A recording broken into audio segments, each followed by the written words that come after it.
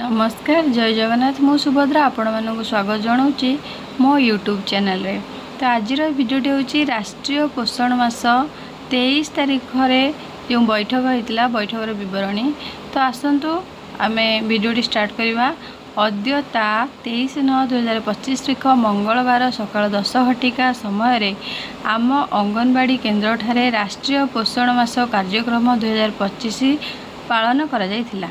एही बैठक में 3 ରୁ 6 वर्षर समस्त पिला अभिभावक जांच कमिटी मातृ कमिटीर सदस्य अंगनवाड़ी सहायिका और अंगनवाड़ी कर्मी उपस्थित थिले। आजिर विषय वस्तु भोकाल फॉर लोकल।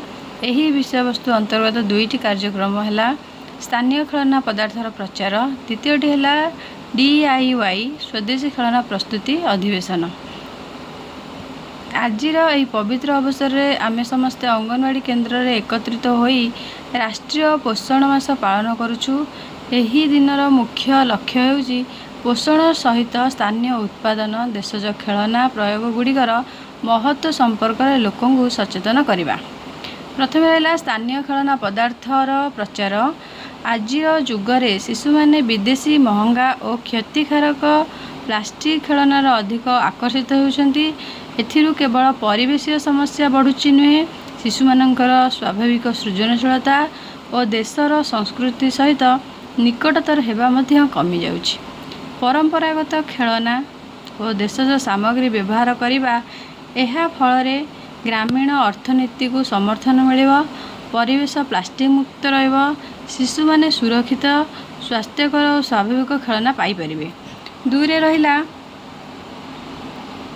DIY बा स्वदेशी खेलना प्रस्तुति अधिवेशन। राष्ट्रीय पोषण मासर अन्यतम आकर्षणीय कार्यक्रम हेउची खेलना प्रस्तुत करिबा। एही कार्यक्रम रे अंगनवाड़ी कर्मी अभिभावक समस्त सदस्य माने स्थानीय काठ, बाउंस, कार्डबोर्ड, माटी पात्र परी प्राकृतिक सामग्री व्यवहार करी नूतन खेलना प्रस्तुत कले। शिशु माने पारंपरिक खेल, साधारण साजसज्जा और देशज खेलना सहित सृजनशीलता मध्य शिखिले। DIY धारणा रे स्वयं निर्भरता और आत्मविश्वास विकास हैला। एही भली कार्यक्रम पोषण सहित संस्कृति, स्वाभाविकता और सृजनशीलता को रक्षा करे। शेष में समस्त को धन्यवाद देई आजिर कार्यक्रम शेष करागला।